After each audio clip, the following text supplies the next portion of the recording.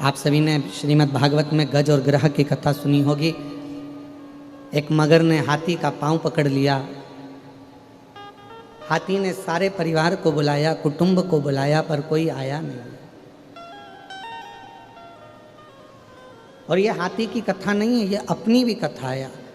अंत समय में कोई तुम्हारा साथ देने वाला नहीं होगा। वेंटिलेटर पर अकेले होगे, आईसीयू के रूम में अकेले होगे, डॉक्टर सबको बाहर निकाल दे।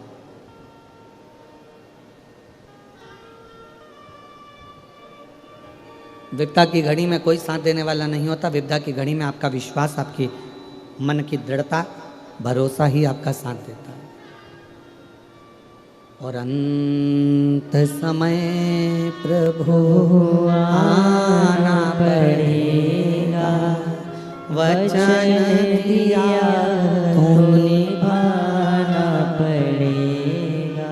जिनको आता है वो सब पंडालों में बैठकर साथ में बोला करो, अंत समय प्रभु आना पड़ेगा, वचन दिया तो निभाना पड़ेगा। आए ना आए प्रभु कुटुंब कबीला, अंत समय शिव आना पड़ेगा, अंत समय प्रभु आना पड़ेगा।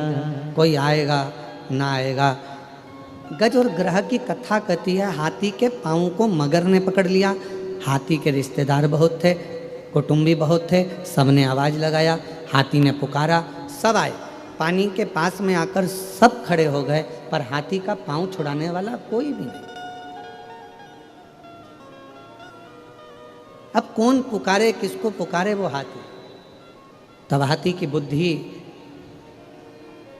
भगवान शिव की कृपा से कहीं हाथी की बुद्धि श्रेष्ठ हुई और हाथी ने भगवान नारायण को पुकारा। और भगवान नारायण को पुकारा तो भगवान ने गरुण को बुलाया, चल गरुण जल्दी चल। और हाथी भगवान को पुकार रहा था, गरुण पर भगवान जा रहे थे। गरुण बहुत धीमा चल रहा था, फिर कहा थोड़ा तेज चल, और तेज चल गरुण, और तेज चल। गरुण की स्पीड नहीं बन पाई तो भगवान ने गरुण को भी त्याग दिया और दौड़ते हुए भगवान उस हाथी के पास पहुंच गए, क्योंकि बचाना जरूरी था, बचाना जरूरी। और आए ना आए प्रभु कुटुंब कबीला, अंत समय प्रभु आना पड़ेगा, वचन दिया तो निभाना पड़ेगा। कोई आएगा ना आएगा, पर अंत समय में आपको आना पड़ेगा। अंत समय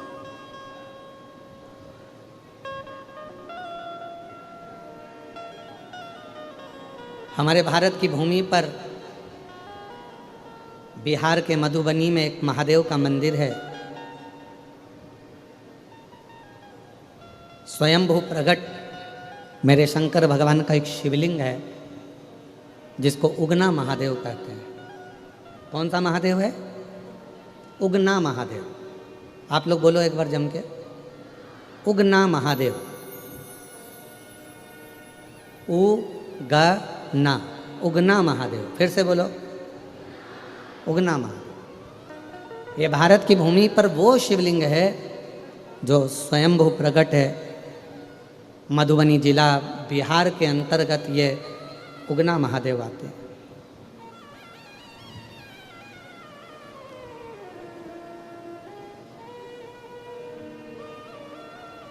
शिवजी का नाम ये सब उगना महादेव कैसे आ गया? उगना का तो मतलब होता है कि जो एकदम सुस्ती में रहता है, उदास रहता है, जिसे कोई काम ही नहीं होता है।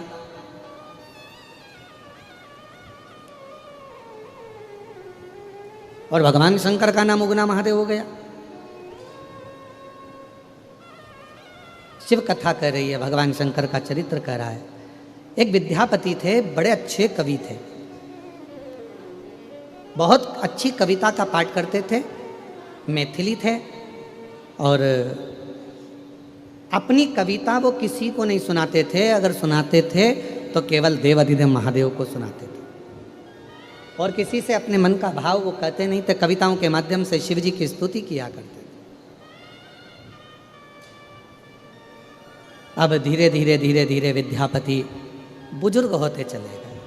अवस्था सबकी डलती है, बचपन आया है तो जवानी भी आएगी, जवानी आई है तो अधेड़ी भी आएगी, और अधेड़ी आई है तो बुढ़ापे भी आएगा।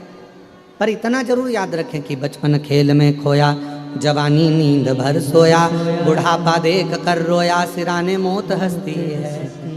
अंत में जब बुढ़ापा आए तो व्यक्ति को रोना ना पड़ जाए। बचपन गया जाने दो, जवानी गई जाने दो, अधेड़ी गई जाने दो, पर बुढ़ापा मत बिगड़ने दो। ये शिव महापुराण की कथा कहती है।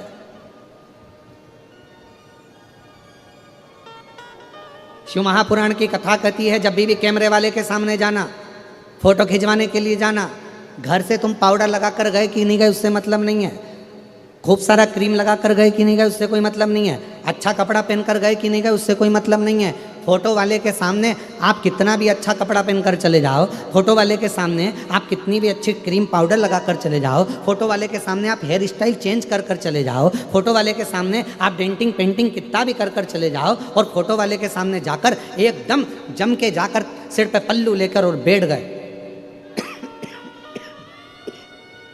बैठे।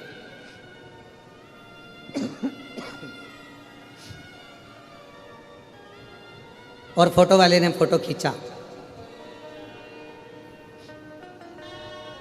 एक क्षण की बटन दबी और फोटो खींच गया। अब वो फोटो तुमने देखते से ही कहा, क्यों हमने इतना अच्छा कपड़ा पहना था, इतना अच्छा पेंटिंग करा था, पूरा स्वरूप सुधार कर आए थे, इतना डेंटिंग पेंटिंग कर कर आए थे, इतना अच्छा हेयर स्टाइल कर कर आए थे, पर तुमने तो हमारा फोटो बिगाड़ दिया। तो फोटो वाला बोलेगा, बहन जी फोटो तो अच्छा आ जाता, आप कपड़े तो अच्छी पहनी थी, आपने श्रृंगार भी अच्छा करा था, आपने सारा आभूषण अच्छा पहना था, बस एक कमी फोटो में रह गई बहन जी।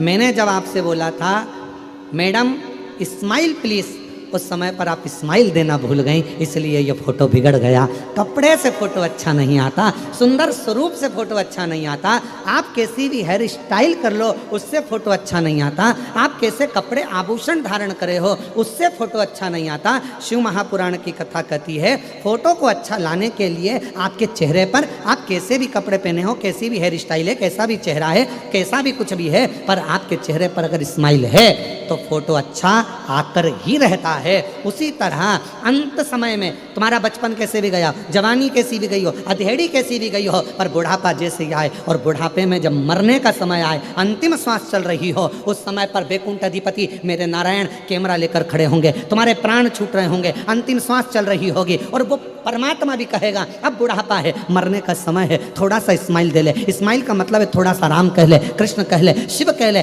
अंतिम समय में अगर थोड़ा सा भी भगवान का नाम ले लिया, फोटो सुधर गया।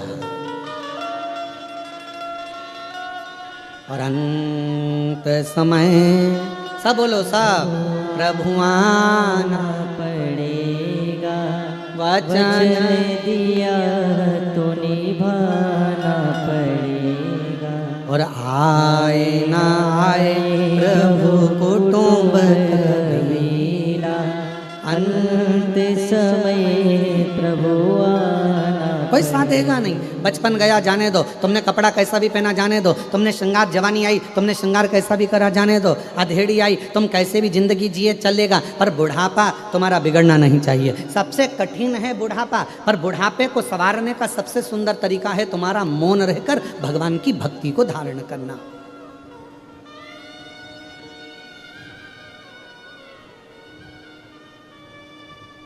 दो ऐसे हैं जिनको निमंत्रण नहीं दिया जाता बुलाने के लिए, फिर भी वो आ जाते हैं।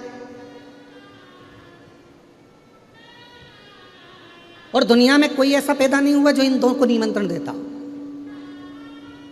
और मुझे विश्वास है हैदराबाद के लोग भी इनको निमंत्रण नहीं देते होंगे, फिर भी वो तुम्हारे यहां आ जाते हैं।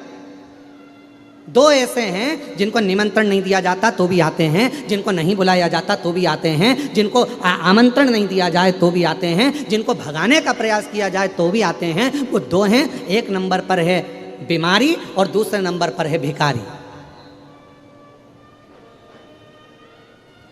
ये दो ऐसे हैं जिनको निमंत्रण नहीं दिया जाता, ये दो ऐसे हैं जिनको कोई आमंत्रण नहीं दिया जाता, ये दो ऐसे हैं जिनको कोई पत्र नहीं भेजा जाता। किन किन को? जम के बोलो। पहले नंबर पर बीमारी और दूसरे नंबर पर भिखारी। इन दोनों को कोई पत्र नहीं भेजता, इन दोनों को कोई निमंत्रण नहीं भेजता, इन दोनों को कोई बुलाने का आदेश नहीं आता, फिर भी ये दो अपने घर में जरूर आते हैं, अपने द्वार पर जरूर आते हैं। पहले नंबर पर होती है बीमारी। बीमारी को कोई नहीं बुलाता, फिर भी बीमारी अच्छे अच्छे घर में, अच्छे अच्छे परिवार में, जिनके यहाँ डल्लव के गद्दे हैं, एसी का रूम है, कालीन बिछे हुए हैं, जिनके यहाँ पानी भी आरओ का चलता है, बिस्लरी की बोतल पीते हैं, खूब अच्छे अच्छे क्रीम और पाउडर में रहते हैं और खूब योगा भी करते हैं, एंजॉय भी करते हैं, साथ में बड़े सोच समझ कर खाते हैं। मैं बाजार की चटनी नहीं खाऊंगी, मैं बाजार का ये नहीं खाऊंगा, मैं वो नहीं खाऊंगा। उसके बाद भी बीमारी को निमंत्रण नहीं दिया जाता और बीमारी घर के अंदर प्रवेश कर जाती है। उसी तरह भिखारी, भिखारी को कोई नहीं बुलाता तो भी वो दरवाजे पर आ ही जाता है। कैसे बचोगे?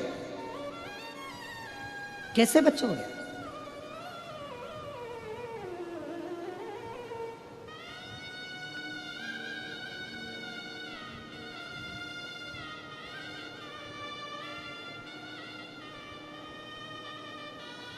तो कहा दोनों से बचने का एक ही साधन है, दोनों से। अरे मुख में हो राम नाम, राम सेवा हाथ में, तू अकेला नहीं प्यारे राम तेरे साथ में। और जिंदगी की बागडोर हाथ दीना नाथ के, जिंदगी की बागडोर हाथ दीना नाथ के, वो महलों में राखे चाहे झोपड़ी का सहारा, वो महलों में राखे चाहे झोपड़ी। निर्भर करता है प्रभु के नाम पर, निर्भर करता है भगवान के नाम पर। जपो, लगे रहो भगवान की अविरल भक्ति में, लगे रहो भगवान के भजन में, दोनों दूर रहेंगे, दोनों।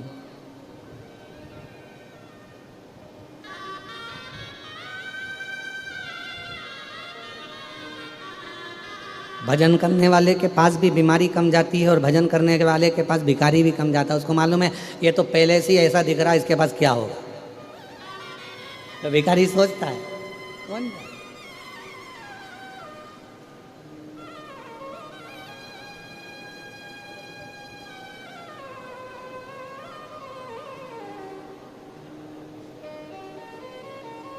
दूर है। कथा कह रही है, भगवान शंकर का चरित्र कह रहा है। हाथी ने परमात्मा को पुकारा, कोई नहीं आया, तब परमात्मा आया, अपना गरुड़ छोड़कर आ गया। सीमा नहीं है मेरे भगवान में। किसी भी देश में, विदेश में, प्रदेश में, गांव में, नगर में, शहर में, कहीं पर भी रहकर आप भगवान को पुकारना प्रारंभ करो।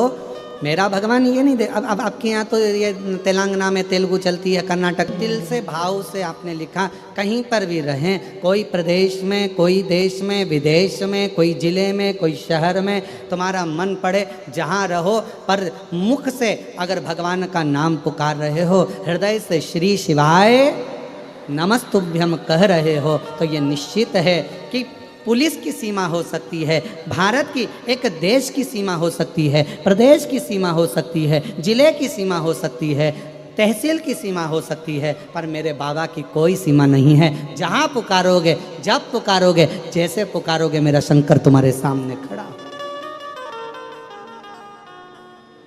वो सीमा से हटा हुआ है, उसकी कोई सीमा। बस दिल से, हृदय से शिव को पुकारो। जैसे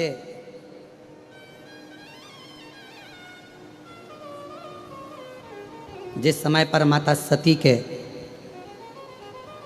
पिताजी ने, दक्ष प्रजापति ने यज्ञ रखा, सबको आमंत्रण दिया, सबको, पर माता सती जी के यहाँ कोई निमंत्रण नहीं दिया। और देवता क्या कर रहे थे? देव ऋषि नारद जा रहे थे तो कैलाश के ऊपर से जा रहे थे, इंद्र जा रहे थे तो कैलाश के ऊपर से जा रहे थे। क्यों? क्योंकि माता सती देखे और सती जी को लगे कि सबको निमंत्रण पत्र भेजा गया, पर मेरे पिताजी ने मेरे यहाँ ही निमंत्रण पत्र नहीं भेजा। ये दिखना चाहिए।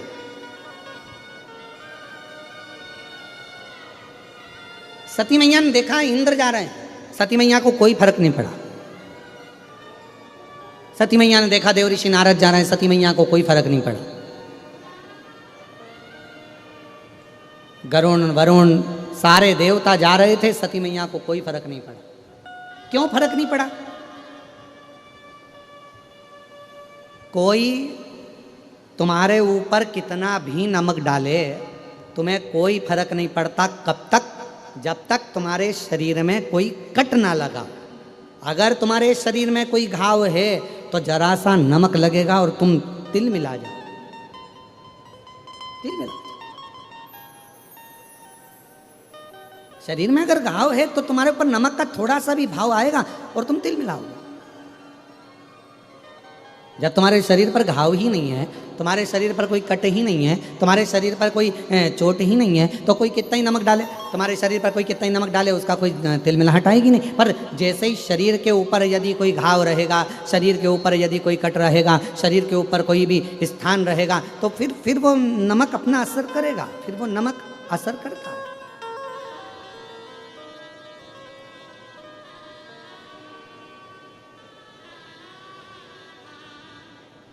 फिर वो नमक अपना असर कर सकता है। शिव महापुराण की कथा भी यही कहती है, किसी व्यक्ति ने आपको गाली दी, गाली असर कब करेगी? जब आपने गाली को वापस पलट कर यदि जवाब दिया है तो वो गाली आप पर असर करेगी। पर गाली कब तक असर नहीं करेगी? जब तक आपने पलट कर जवाब नहीं दिया। कोई पलट कर आप जवाब ही नहीं दे रहा।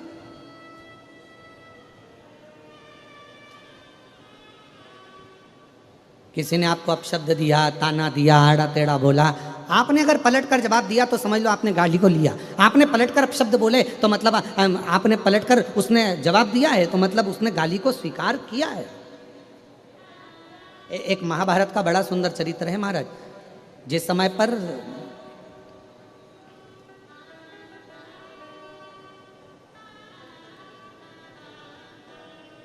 द्रौपदी के सोते हुए 5 पुत्रों को जब अश्वत्थामा ने मार दिया और भीम ने द्रौपदी के हाथ में तलवार पकड़ा दी और कहा, यह तलवार लो द्रौपदी, इस अश्वत्थामा को मार दो। द्रौपदी ने कहा, नहीं, मैं नहीं मार सकती। अरे इस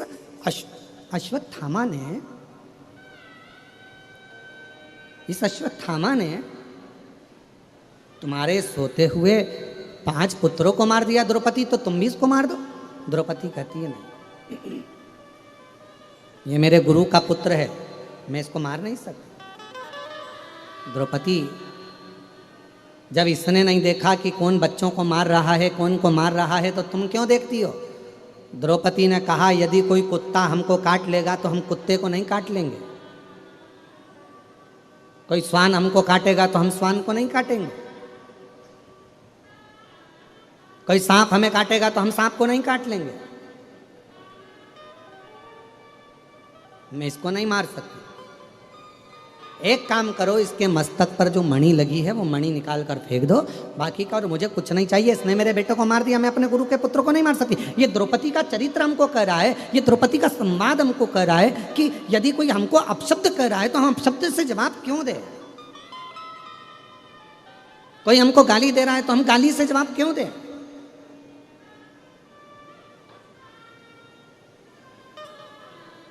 अगर हम पलट कर वही जवाब दे रहे हैं तो ये तो वही हो गया कि हमारे शरीर में घाव है।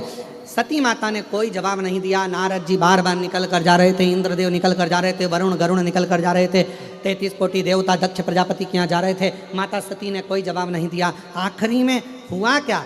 जब देव ऋषि नारद ने देखा कि सती के चेहरे पर कोई सली नहीं आ रहा, तब देव ऋषि नारद माता सती के पास आ गए और सती से जाकर कहा, माँ, आपके पिताजी यज्ञ रखे हैं और उस यज्ञ में सबको बुलाया, आपके पति को और आपको नहीं बुलाया।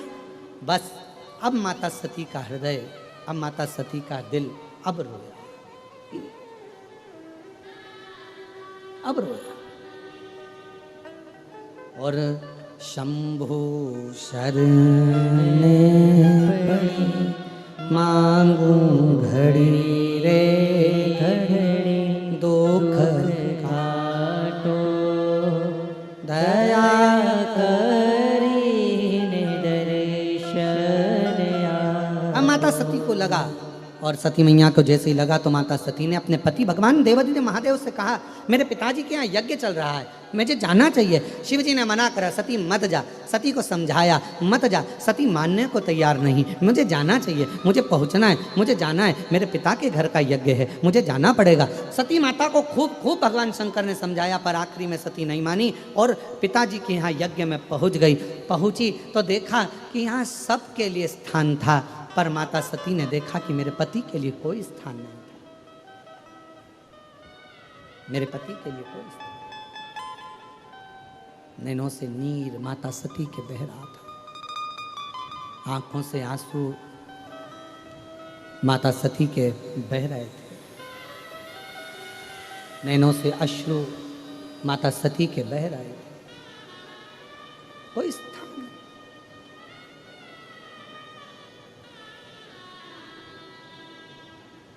कितना सुंदर कहा है माता सती ने, जरा ध्यान से सुनना। एक एक जितने भी आस्था चैनल पर कथा सुन रहे हैं, जितने फेसबुक यूट्यूब पर कथा सुन रहे हैं, और जितने भी इस भाग्यनगर हैदराबाद में शमशाबाद की इस पवित्र धरा पर भूतड़ा परिवार द्वारा आयोजित ये शिव महापुराण की कथा के ये दिव्य पंडालों में जितने भी भरे पड़े हुए शिव भक्त हैं, सब सावधानी से सुनना कि सती ने कितना बड़ा शब्द कहा है, वो एक एक व्यक्ति की बुद्धि में बैठना चाहिए। माता प्रसूति आई,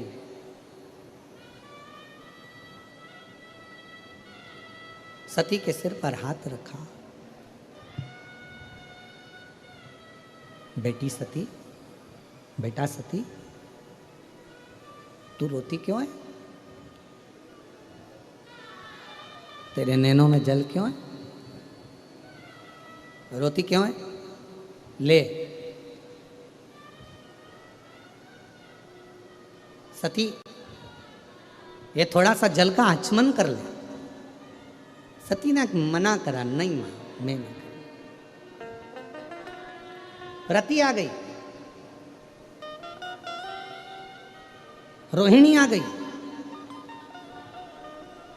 सबने समझाया सती को, सती ले थोड़ा सा जल का आचमन कर ले, थोड़ा सा जल पी ले सती। सती ने अपने केशों को खोल कर माता सती कहती है, सुनो मां प्रसूति, मैं सती देवादिदेव महादेव की अर्धांगिनी मां आज एक शब्द कहती हूं, जिस स्थान पर शंकर के लिए कोई स्थान नहीं हो, जिसके घर में भगवान शंकर का शिवलिंग नहीं हो, जिस घर के अंदर, जिस भवन के अंदर शंकर का कोई स्थान ना हो, शंकर का शिवलिंग ना हो, सती कहती है उस घर का जल पीने वाला कभी मोक्ष प्राप्त नहीं कर सकता, उसे कभी मोक्ष नहीं मिल सकता। जिस घर में शंकर भगवान का शिवलिंग होता है, जिस घर में शिव का स्थान होता है, जिस घर में शंकर का एक प्रतिबिंब स्वरूप होता है, उस व्यक्ति को किसी तीर्थ में जाने की जरूरत नहीं पड़ती, सारे तीर्थ उस व्यक्ति के घर में आकर विराजमान हो जाते हैं, सारे तीर्थ आते हैं। और मेरे पिता दक्ष प्रजापति शंकर जी का अपमान कर दिया, मेरे पिता दक्ष प्रजापति शिव का अपमान कर दिया, मेरे पिता दक्ष प्रजापति ने शंकर भगवान का अपमान करा है, शिव का स्थान नहीं रखा, शंकर के बैठने का स्थान नहीं रखा, इसलिए दक्ष प्रजापति के घर का जल मेरे लिए श्रेष्ठ नहीं है। मैं यहाँ जल, तुम मां प्रसूति कर रही है, ये तो तेरे पिता का घर है, पिता का घर है पर शिव का घर नहीं है। ये पिता का घर है पर शिव का घर नहीं है। और मेरी जीजियों, मेरे जीजाओं, मेरी बेटियों, बेटाओं, मेरी माताओं, मेरे भाई बुजुर्ग बंधो, स्मरण रखना प्रत्येक घर में भगवान शंकर का एक छोटे से छोटा शिवलिंग जरूर होना चाहिए, जरूर होना चाहिए।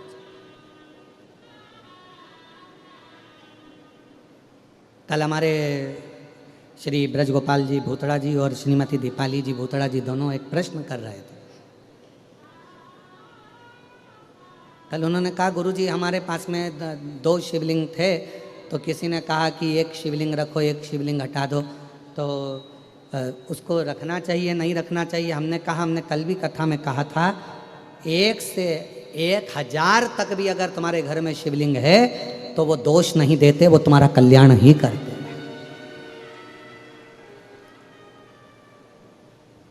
किसी अन्य देवता की मूर्ति अगर तुम्हारे घर में है तो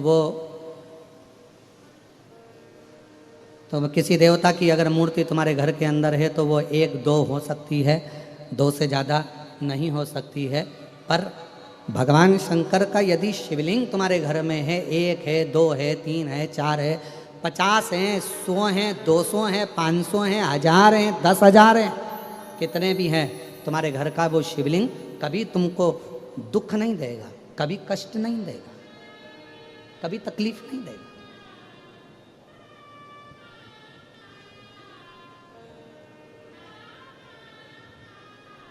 कितने भी शिवलिंग। और हाँ, एक बात याद रखना, अगर तुम्हारे घर के अंदर कोई शिवलिंग नहीं है तो शिव महापुराण की कथा कहती है, सती माता का चरित्र कहता है, फिर उस घर से गया हुआ व्यक्ति कितने भी तीर्थ कर आए, कितने भी तीर्थों का जल लेकर आ जाए और कितने भी तीर्थ कर आ जाए, उस तीर्थ का कोई फल नहीं होता अगर घर के अंदर शिवलिंग नहीं होता। घर के अंदर शिवलिंग का होना बहुत जरूरी, भले छोटा सा, भले छोटा, वो घर में होना चाहिए।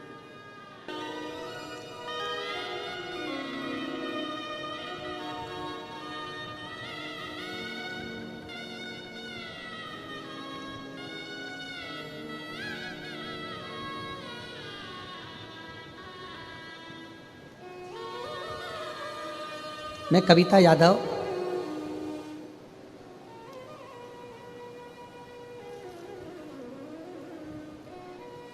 बी शंकर लाल यादव, हम हैदराबाद बेगम बाजार के निवासी हैं। कहीं बैठे हों तो हाथ हिला सकते हैं। हैदराबाद बेगम बाजार के निवासी हैं। बेलपत्री का शिवजी पर चढ़े हुए जल का मैं क्या वर्णन करूं गुरुदेव। मेरी शादी को 9 साल हो गए थे, मेरी उम्र भी 40 वर्ष की हो गई, पर संतान का सुख नहीं हुआ गुरुदेव। डॉक्टरों का इलाज करवाया, मन्नतें भी बहुत मांगी, पूजा पाठ भी बहुत किया, पर संतान का सुख नहीं आया। हमेशा हर जगह से नाराजगी ही हाथ लगी। अब करें तो करें क्या। तब आपकी कथा पहली बार सुनी और बाबा पर भरोसा जागृत हुआ। शिवजी का पशुपतिनाथ का व्रत, सफ़ेद आंकड़े की जड़ का प्रयोग और प्रदोष टाइम में बाबा का पूजन का विधान आपने जैसा बताया वैसा करा। बाबा की 2022 से कथा सुनना प्रारंभ करी। अवस्था बहुत हो गई थी, 40 साल की मेरी उम्र हो गई, पर संतान का योग नहीं बन रहा था। तब बाबा की कृपा से पहली बार पशुपति व्रत किया और सफ़ेद आंकड़े की जड़ का प्रयोग किया। बाबा ने ऐसी कृपा करी गुरुदेव कि 9 साल के बाद मेरे घर में बाबा की कृपा से 23/9/2023 को बाबा की कृपा से मेरे घर में एक बेटे ने जन्म ले लिया, जिसका नाम मैंने भुवनेश्वर यादव रखा। ये शिव की कृपा से, शंकर की उदारता से, एक विश्वास। कहीं पर भी रहो, सीमा हो सकती है देश की हो, सीमा हो सकती हो प्रदेश की हो, सीमा हो सकती हो पुलिस की हो, सीमा हो सकती हो एक विधायक की, एक सांसद की भी एक सीमा होती है, एक अध्यक्ष की भी सीमा होती है, पर मेरे शंकर भगवान की कोई सीमा नहीं। जिसने दिल से पुकारा, जिसने दिल से नाम लिया, मेरा शंभू वहीं आकर खड़ा हो वहीं।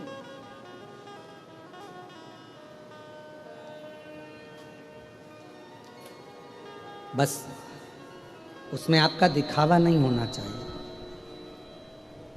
देखिए, सती माता से कह रही हैं, माता प्रसूति की ये थोड़ा सा जल का आचमन कर लो और माता प्रसूति के शब्द सुनकर माता सती करे ये भले मेरे पिता का घर पर जल नहीं पीऊंगी, क्योंकि यहाँ शिव का स्थान नहीं है।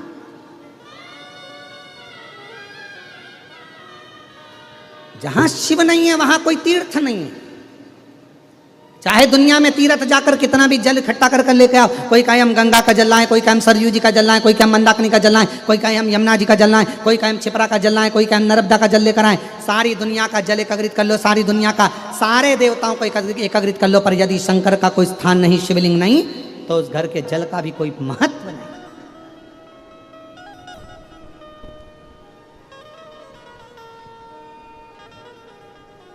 चाय कौन कौन पीता है? हाथ उठाओ जरा, जम के तो उठाओ जरा, हाथ तो उठाओ। चलो ठीक है। चाय की पत्ती को कितना भी उकालो, उसमें कड़वाहट होती कि नहीं होती है? चाय में कड़वाहटपन होता है कि नहीं होता है? होता है ना। शक्कर डाल दो चाय की पत्ती में, उसका कड़वापन जाएगा क्या? जम के तो बोलो।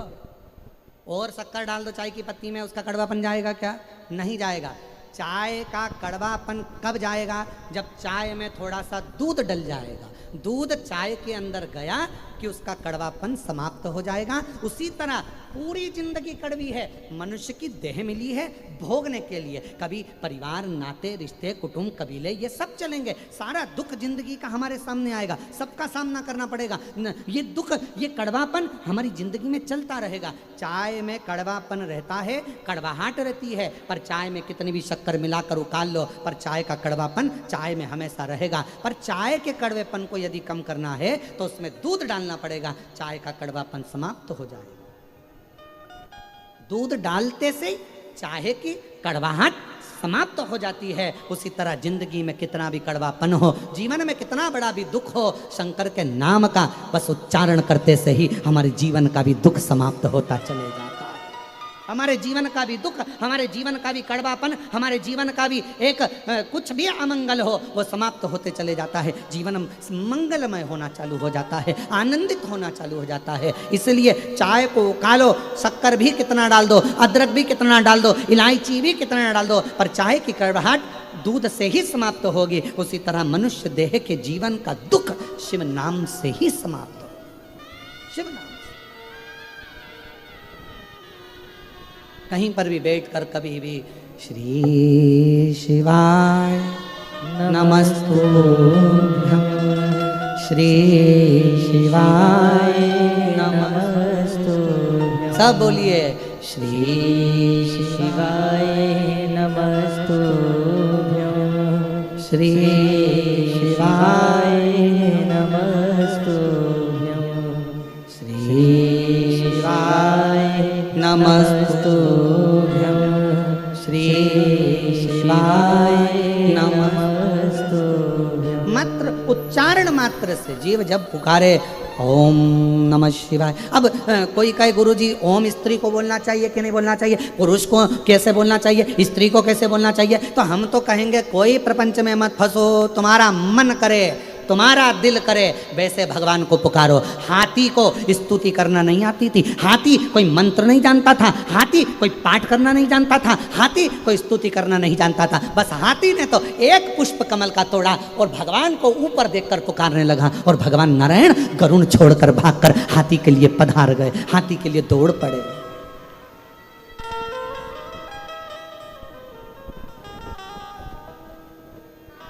किसको आए? उगना महादेव की कथा कथी है। विद्यापति बुजुर्ग हो गए थे, कवि थे, शिव को कवि कविता का पाठ करते थे, बुजुर्ग हो गए थे, बूढ़े हो गए।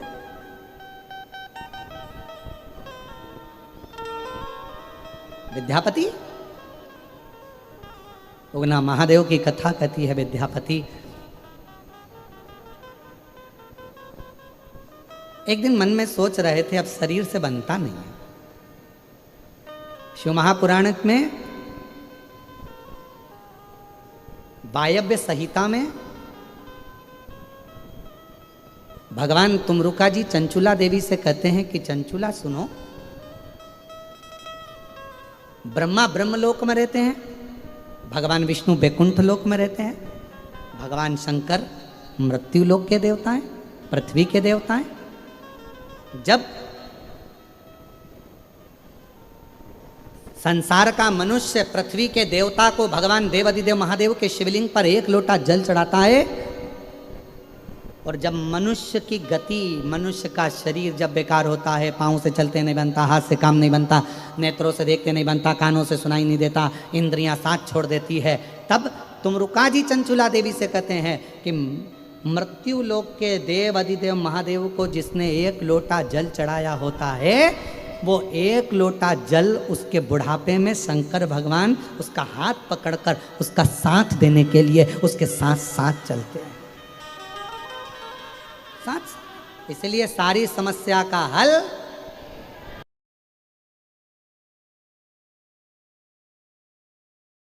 नारा है, श्री शिवाय एक लोटा जल, सारी समस्या का हल।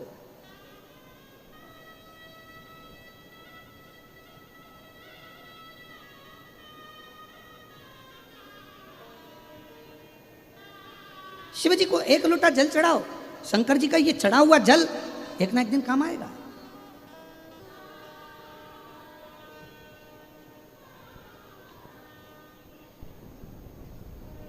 एक प्रसंग आप लोग कभी तुलसी बाबा के चरित्र में पढ़िएगा, वो एक लोटा जल लेकर जाते थे, थोड़ा सा कहीं ना कहीं वो जल ढोलकर चले जाते थे, वो जल भी उनका काम आया।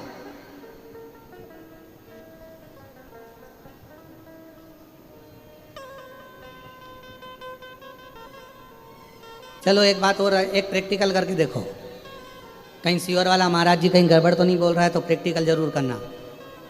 एक गमले में मिट्टी भरी है, उसमें कोई बीज तुमने नहीं लगाया,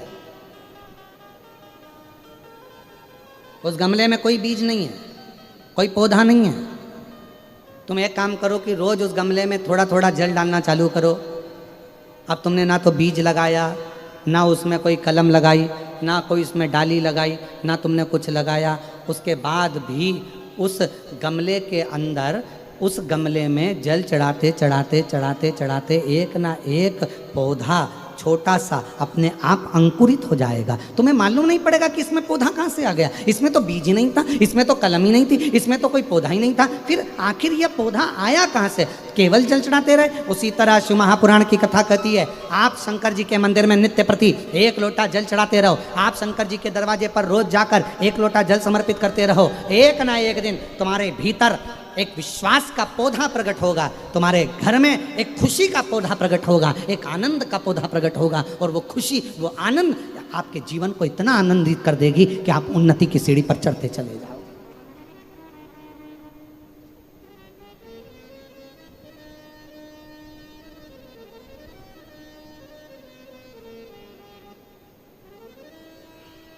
उगना महादेव की कथा कहती है, विद्यापति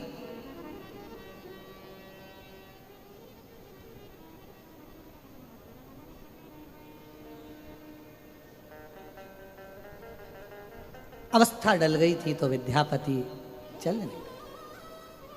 अब शिव की कृपा देखिएगा जरा, शंकर भगवान को कथा, भगवान शंकर का भजन करने वाला, शिव का स्मरण करने वाला, शिव को एक लोटा जल चढ़ाने वाला, शिव कथा श्रवण करने वाले के साथ शिव कैसा साथ देते हैं वो सुनिए।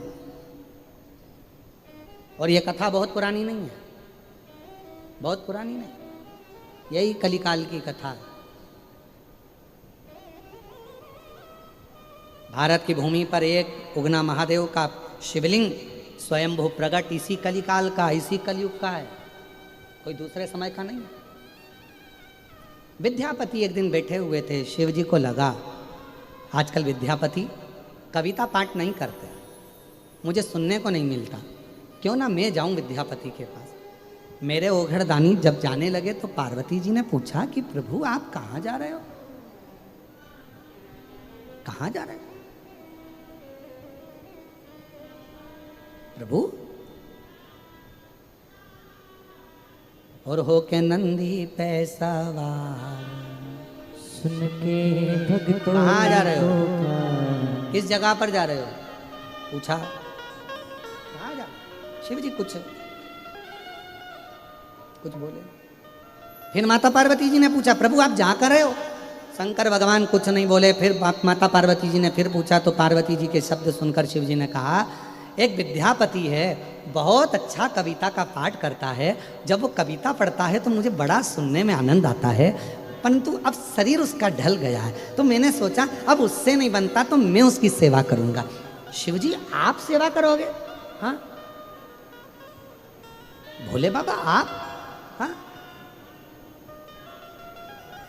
पार्वती जी ने कहा,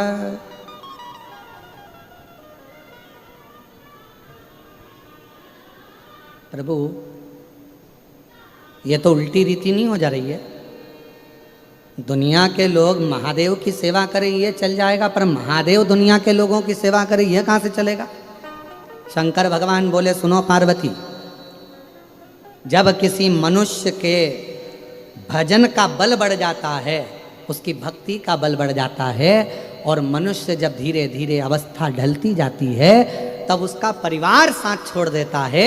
पर शंकर जी कहते हैं, पार्वती मैं साथ नहीं छोड़ता, जब सब साथ छोड़ देते हैं तब मैं हाथ पकड़कर उसको आगे बढ़ाकर लेकर जाता हूं, तब मैं जाता हूं। जब कोई नहीं आता भोले बाबा आते हैं, जब कोई नहीं आता भोले बाबा आते हैं, मेरे दुख के दिनों में वो बड़े काम आते हैं, मेरे दुख के दिनों में वो बड़े काम आते हैं।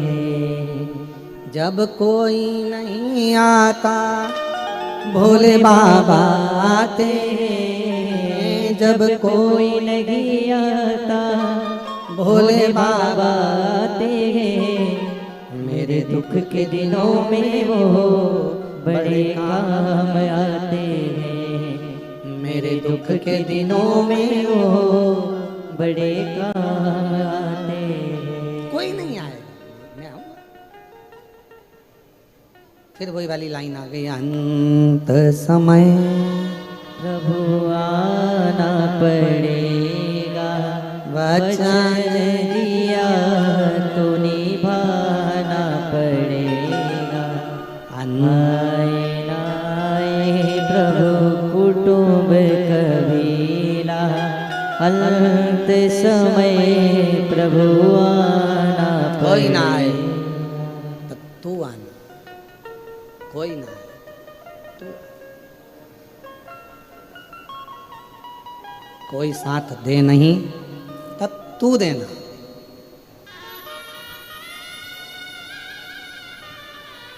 जब कोई ना निभाए तब तू निभाना। हे मेरे काल अधिपति महाकाल, मेरे दुख के पल में तू दौड़ कर जरूर आना, दौड़ कर जरूर।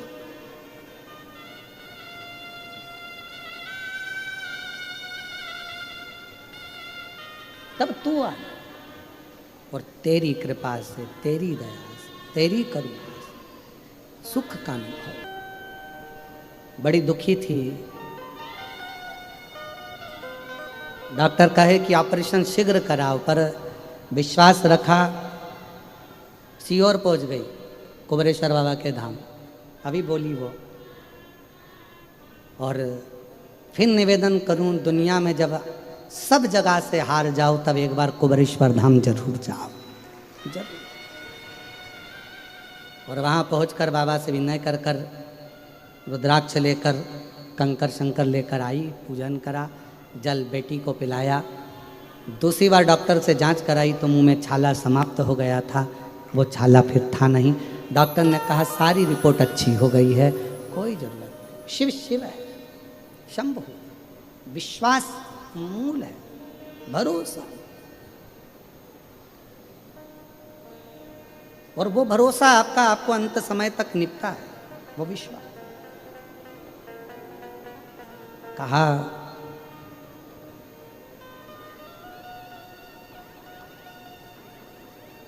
विद्यापति के लिए शिवजी कह रहे हैं कि मैं जाऊंगा, और विद्यापति के लिए भगवान देवादिदेव महादेव भगवान शंकर स्वयं गए, स्वयं। एक सेवक का रूप रख लिया, तन पर एक पिछोड़ा था, वस्त्र नहीं था, एक लंबी सी चोटी थी मेरे भोले बाबा की, मस्तक पर एक छोटा सा त्रिपुंड लगा हुआ था मेरे शिव जी को, तन पर एक धोती लपेटे हुए थे मेरे बाबा भोलेनाथ। और विद्यापति के दरवाजे पर पहुंच गए और आवाज लगा कर कहा, विद्यापति जी, ओ विद्यापति जी, विद्यापति जी, ओ विद्यापति जी। विद्यापति जी को आवाज लगाई, विद्यापति जी ने आवाज सुनी, अंदर बुलाया, कौन है रे, अंदर आ। तो कहा, मुझे काम की जरूरत है, मैं आपके यहाँ काम करना चाहता हूँ, मेरा कोई भी नहीं है संसार में, मैं आपका कोई भी काम कर दूंगा, मुझे रख लो। विद्यापति जी ने कहा, मेरे को तो खुद खाने के लाले पड़ रहे हैं, मेरे पास कुछ धन नहीं, दौलत नहीं, संपदा नहीं, मेरे पास में कोई धन नहीं है, दौलत नहीं है, संपदा नहीं है, मैं तुझे क्या दूंगा, मेरे पास तो कोई तेरे को देने के लिए तनख्वाह भी नहीं है। इतने में शंकर भगवान जो एक साधारण से मनुष्य के रूप में थे, कहा, मुझे कुछ मत देना, आप तो बस मुझे 2 समय का भोजन दे देना, बहुत है। विद्यापति जी बोले, 2 समय का भोजन? शिव जी ने कहा, चलो ठीक है, एक काम करो कि 1 समय का भोजन दे देना, बस बहुत है। इतने में भगवान शंकर को देखकर विद्यापति के मन में आया, कैसा साधारण सा उगना जैसा बालक है, चलो ठीक है, आज से मैंने तेरा नाम उगना रख दिया है, उगना, चल ठीक है, तू काम करते रहना, तुझे 1 समय का भोजन मिलेगा। अब तो उगना काम में लग गया। विद्यापति जी जब कविता पाठ करते, उगना बैठ जाता, सुनता और काम में लगा रहता। धीरे धीरे धीरे धीरे समय बीता। एक दिन नगर के राजा के यहाँ से सूचना आ गई कि विद्यापति को हमारे घर में आकर कविता का पाठ करना पड़ेगा।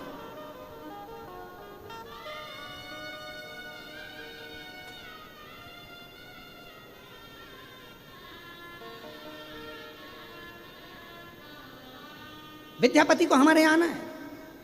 और देखो, शिव की जब कृपा होती है ना, जा पर कृपा राम की होई, ता पर कृपा करे सब कोई। जिस पर परमात्मा की कृपा हो गई, उस पर सबकी कृपा हो गई। राजा के यहाँ से सूचना आ गई विद्यापति जी के यहाँ, विद्यापति आपको हमारे यहाँ आकर पाठ करना है। विद्यापति खुश हो गए, जिंदगी में पहली बार किसी राजा के यहाँ जाकर मुझे कविता पाठ करने का मौका मिलेगा। विद्यापति चल दिए, चले, उगना साथ में। चलते चलते बीच रास्ते में विद्यापति जी को प्यास लगने लगी, बहुत तेज। अरे उगना, बहुत प्यास लग रही है, जल्दी जल लेकर आ। उगना ने देखा ना कोई तालाब है, ना बावड़ी है, ना कुआं है।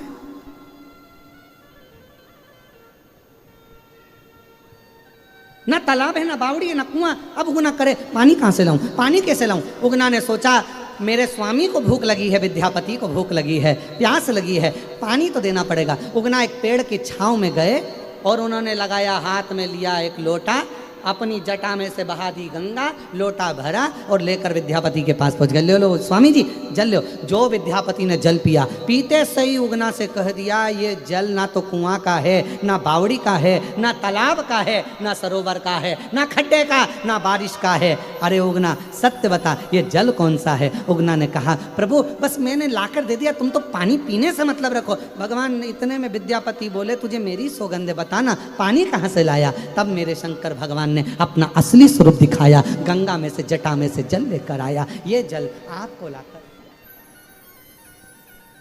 कौन करेगा सेवा, कौन?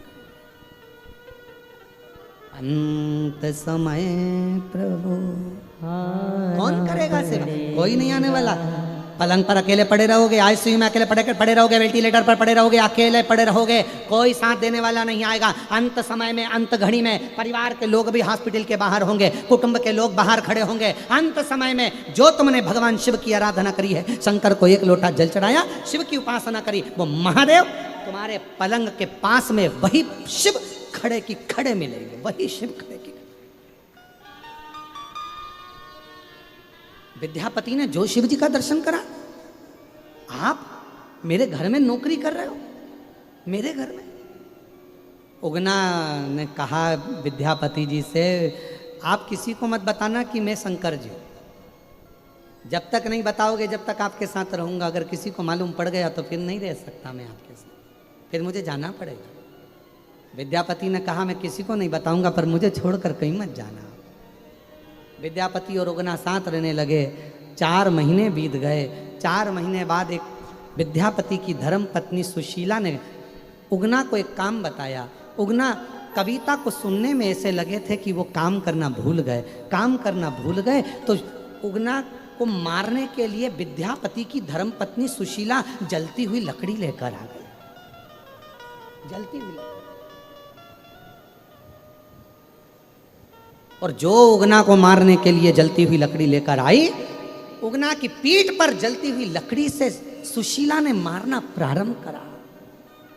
उगना चिल्ला रहा, उगना चिल्ला। विद्यापति जी के कानों में शब्द गया, उगना उगना उगना। कहां उगना? दौड़ते दौड़ते उगना उगना चिल्लाते हुए विद्यापति जी आए और जो देखा कि सुशीला मेरी पत्नी तो मार रही है। अरे छोड़ डंडा, क्यों मार रही है? छोड़ दे छोड़ दे। पर वो छोड़ने को तैयार नहीं हुई। खूब मारा। तब आखिरी में विद्यापति से रहा नहीं गया और विद्यापति जी ने कह दिया, अरे ओ बावरी, तो जिसको मार रही है ना, ये शंकर है, शंकर शिव है। जो सुना शिव, उतनी देर में तो मेरे शंकर भगवान वहीं से ओझल हो गए। सुशीला रोती रह गई, विद्यापति की आंख से आंसू बहते रह गए। विद्यापति ने भोजन करना छोड़ दिया। मैं शिव के बिना कैसे रहूं? कैसे? नैनों से जल। गली गली में ढूंढ रहे हैं शिव जी को, शिव मिलते हैं। फूलों की कलियों में, काशी की गलियों में, फूलों की कलियों में, काशी की गलियों में, तेरे बिना कुछ कहीं ना, तेरे बिना भी क्या जीना। ओ बाबा रे, तेरे बिना भी क्या जीना। ओ शंभु रे, तेरे बिना भी क्या जीना। फूलों की कलियों में, काशी की कलियों में, फूलों की गलियों में, काशी की गलियों में, तेरे बिना कुछ कहीं ना, तेरे बिना भी भी क्या जीना। ओ शंभु रे, तेरे बिना भी क्या जीना। ओ बाबा रे, तेरे बिना भी क्या जीना। विद्यापति रो रहे हैं, शिव जी को ढूंढ रहे हैं, कहाँ मिले शिव। भोजन त्याग दिया विद्यापति ने। सुशीला दिन रात रोती शिव के लिए। आखिरी में मेरे शंकर भगवान को वापिस विद्यापति के सामने प्रकट होना ही पड़ा। वापिस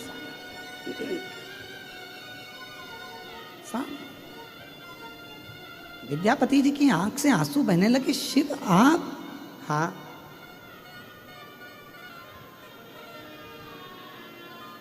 मुझे ये जटा वाला शिव नहीं चाहिए, मुझे तो मेरा उगना शिव चाहिए। उगना के रूप में शंकर जी ने जो दर्शन दिया तो विद्यापति हाथ जोड़कर बोले, अब कभी मत जाना, कभी मत जाना, बहुत मुश्किल से मिले हो, कभी मत जाना। शंकर भगवान विद्यापति के सामने ही शिवलिंग का एक रूप धारण कर लिए। कहा, सुनो विद्यापति, इस कलिकाल में तुमने मुझे प्रकट करा है। विद्यापति, आज से ये शिवलिंग मेरी जगह पर उगना के नाम से यहीं पर स्थापित होगा। बिहार के मधुबनी जिला के अंतर्गत आज भी उगना महादेव विद्यापति के लिए वहाँ पर विराजमान हो गए। शिव जी ने कह दिया, सुनो विद्यापति, संसार का जो मनुष्य इस उगना महादेव का दर्शन कर लेगा, वो दुनिया में संसार सागर में कभी दूसरा जन्म नहीं लेगा, वो मेरे ही धाम को चला जाएगा। मेरे ही धाम, वो उगना महादेव।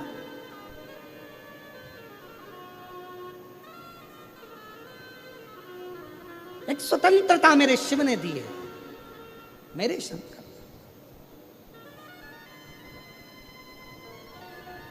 बस अपने कर्म को करते हुए, अपने कर्म के आनंद को करते हुए अपनी जिंदगी की सार्थकता को सिद्ध करो।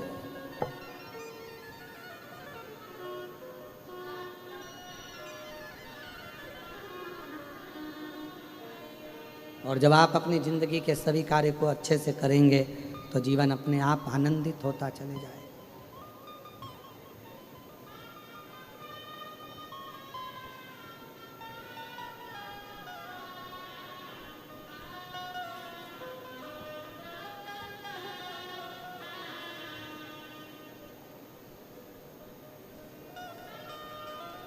शिव का नाम, शिव कथा करें। और ये कथा आज कथा का तीसरा दिन रहेगा, 2 दिन की कथा हो रही है। फिर 1 तारीख से 7 तारीख तक कथा जो हमारे गादी की रहती है, छोटा उसका स्वरूप होता है, वो टीवी पर नहीं आती है, जो अग्रवाल धर्मशाला सीहोर में होती है। तो कृपया वहाँ इतनी जगह नहीं रहती, वहाँ ना आए। 9 तारीख से 9 सितंबर से 15 सितंबर तक भीलवाड़ा राजस्थान में शिव महापुराण की कथा रहेगी। वो कथा का लाभ आप और हम सब भीलवाड़ा की पवित्र भूमि पर, राजस्थान की भूमि पर बैठकर उस कथा का लाभ लेंगे और आस्था चैनल पर भी उसका प्रसारण आनंद से हो। तो भीलवाड़ा वालों को बहुत बहुत बधाइयाँ, जिनके इस पवित्र क्षेत्र में श्राद्ध पक्ष की पहली कथा भीलवाड़ा के अंतर्गत श्रवण करने का सौभाग्य मिलेगा, शिव तत्व को जानने का, प्राप्त करने का सौभाग्य मिलेगा। शिव कथा कर रही है, भाव से आनंद से सभी लोग शिव जी से अपने मन का भाव कहेंगे, प्रार्थना करेंगे।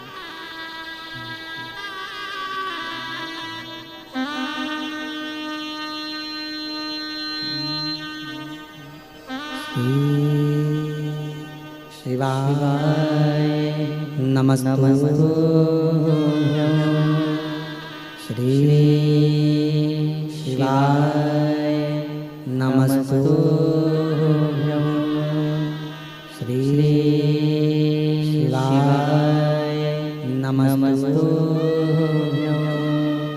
श्री शिवाय नमस्तु श्री शिवाय नमस्तु। भोला सब दुख काटो मारा, ओ भोला सब दुख काटो मारा। शिव शंकर जपो तेरी माला, भोले बाबा जपो तेरी माला।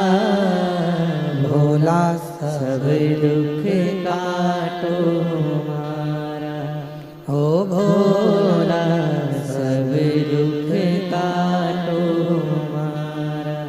वेश है मंगल मंगलकारी, वेश है मंगल मंगलकारी। शमशान वासी हमारा, शमशान वासी हमारा। ओ भोला सब दुख काटो हमारा, ओ भोला सब दुख काटो हमारा।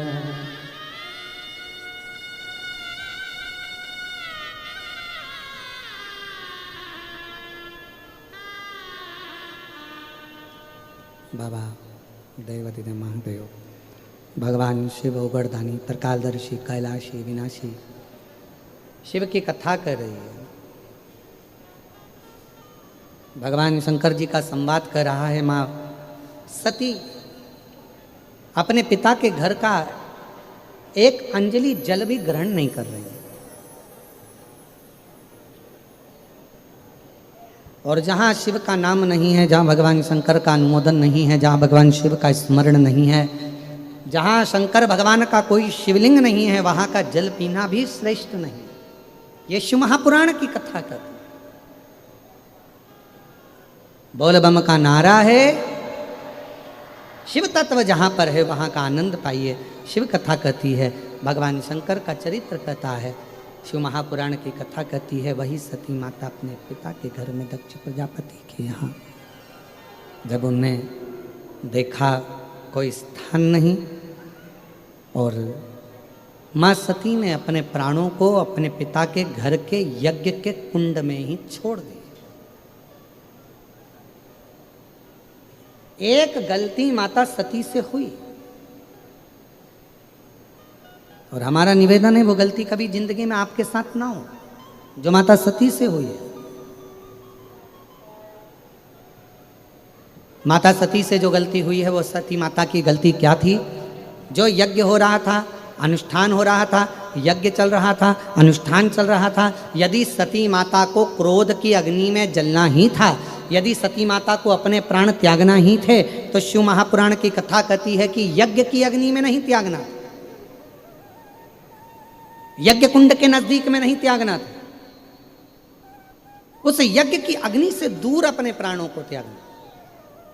जब हमारे यहाँ कोई सत्यनारायण जी की कथा हो रही हो, पूजन हो रही हो, अर्चना हो रही हो, ब्राह्मण देवता हमारे घर में विराजमान है, यज्ञ करा रहे हैं, अनुष्ठान करा रहे हैं, पूजन करा रहे हैं, अर्चना करा रहे हैं, शिव महापुराण की कथा कहती है अगर आपको क्लेश करना है, आपको झगड़ा करना है, आपको विवाद करना है, तो जब पूजन हो रही है उसको छोड़ो, उसके बाद में कर लेना।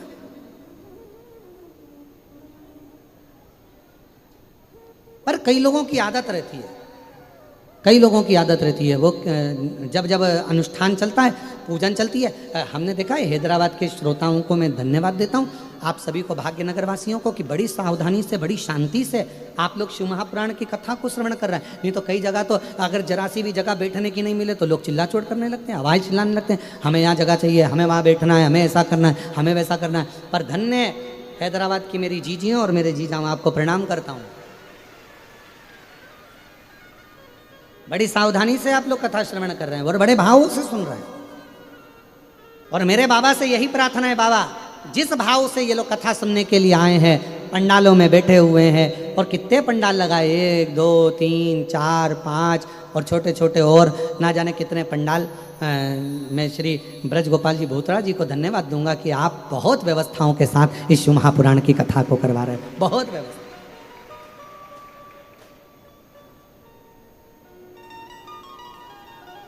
और पूरी टीम जितनी लगी हुई है, और यहाँ के पूरे पुलिस प्रशासन को भी मैं धन्यवाद देता हूँ, पूरी पुलिस प्रशासन को जो इतनी सुंदर व्यवस्था को संभाल रहे हैं। एक बार जोरदार ताली बजाकर उनके लिए भी साधुवाद। यहाँ के IG, DIG, commissioner, collector, SP, SSP, TI, यहाँ के थानेदार, सबको साधुवाद है। यहाँ के पुलिस प्रशासन को साधुवाद है, चिकित्सा विभाग को साधुवाद है, जो सुंदर व्यवस्थाओं को संभाल रहा है। बहुत बहुत। और दिल से सुनो, हृदय से। जब हम दिल से कुछ बोलेंगे ना बाबा को, ये जो नेत्र बंद कर कर श्री शिवाय नमस्तुभ्यम आप और हम जो 5 बार बोलते हैं, और उसके बाद कहते हैं बाबा सब दुख काटो, उसके बाद 2 क्षण का जो मौन होता है, उस मौन में आप शिव जी आपके दिल की बात बाबा सुनता है, और बाबा की बात आप सुनते हो। आप जो कहते हो शिव उसको स्वीकार करता है।